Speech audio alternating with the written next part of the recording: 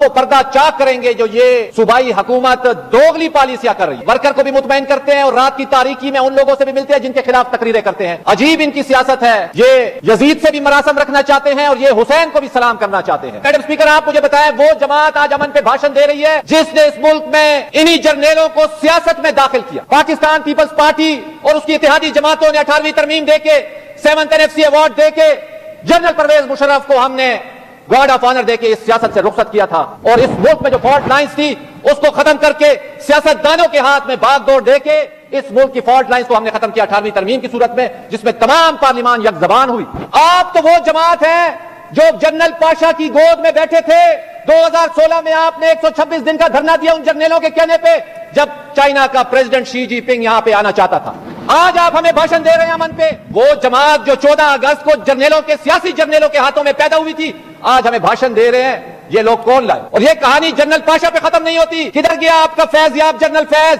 یہ تحریک انصاف کی تحریک نہیں ہے, یہ جنرل فیض کی رہائی کی تحریک چلانا چاہتے ہیں. آج پشتونوں کا جو قتل عام ہو رہا ہے, آج جو شہادتیں ہو رہی ہیں, انہی کی حکومت میں جنرل فیض اور عمران خان کی حکومت میں یہ لوگ لائے گئے اور یہاں پہ ایجنڈا تیار کیا گیا. یہ کس سے ڈھکی چھپی باتیں ہیں میڈم اسپیکر؟ ہم تو اس پس منظر میں نہیں جانا چاہتے تھے, ہم تو آگے کی طرف جانا چاہتے ہیں. آج یہی وہ جرنیلی تربیت ہے جس کی وجہ سے صبح یہ ایک بیان دیتے ہیں, شام کو دوسرا بیان دیتے ہیں. عوام کا پریشر آتا ہے تو کہتے ہیں آپریشن نہیں ہوگا, اور جب ان سیاسی جرنیلوں کا پریشر آتا ہے تو کہتے ہیں بابا یہ میرا بیان نہیں ہے, آپ کی ٹانگیں کاپتی ہے, یہ صوبائی حکومت کی ہماری کی حیثیت ہے. گزارش یہ میڈم اسپیکر, اتنی ذمہ دار پوزیشن پہ جب آپ بیٹھتے ہیں تو آپ کا اپنا ایک کوئی نظریہ ہوتا ہے, آپ کی ایک فکر ہوتی ہے, آپ کی ایک سوچ ہوتی ہے. لیکن آپ مجھے بتائیں وزیر اعلیٰ صاحب نے جو بیان دیا, ایک تو میری بڑی 10 بستہ گزارش ہے وزیر اعلیٰ صاحب سے جو خدا را وہ کم بولا کرے, اور میری یہ 10 بستہ گزارش اس تک پہنچا دے, کیونکہ جب وہ زیادہ بولتے ہیں تو ان کو زیادہ صفائیاں دینی پڑتی ہیں, زیادہ ویڈیو پیغامات دینے پڑتے ہیں. اور یہی ہوا جو FATF نے آج ان کا بیان اٹھا کے مودی سرکار پاکستان کا خیبر پختونخوا کا, آج ان سیاسی جرنیلوں کو طاقت انہی لوگوں نے دی. یہی ان اسمبلی میں ان کرنیلوں کو اور ان میجر کو یہ داخل کر کے لائے تھے کیونکہ یہ سیاست کے اوپر یقین نہیں رکھتے تھے,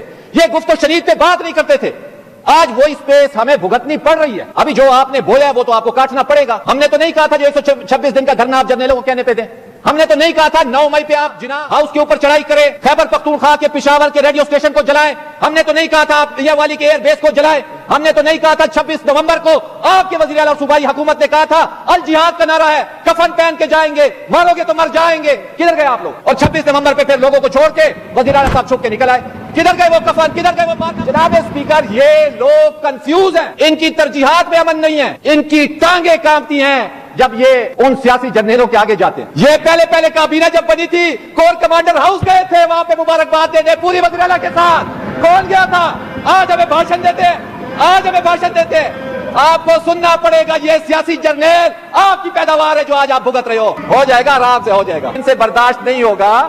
گزارش ہماری یہ ہے, ہم تو چاہتے ہیں اس چیز کو آگے لے کر چلے. خیبر پختونخوا چترال سے وزیرستان تک روڈوں پہ ہے, یہ ایک حقیقت ہے. ڈیرہ اسماعیل خان کو آپ لے, جنوبی اضلاع کو آپ لے, ناردرن ایریا کو لے, خیبر کو لے, سوات, باجوڑ, ڈیرہ اسماعیل خان, جس ضلع کا بھی آپ نام لے وہاں پہ لوگ روڈوں پہ ہیں. یہ جو ٹرسٹ ڈیفیسٹ کی بات کر رہے ہیں آپ تو حکومت ہے, آپ اس اعتماد کو بحال کریں.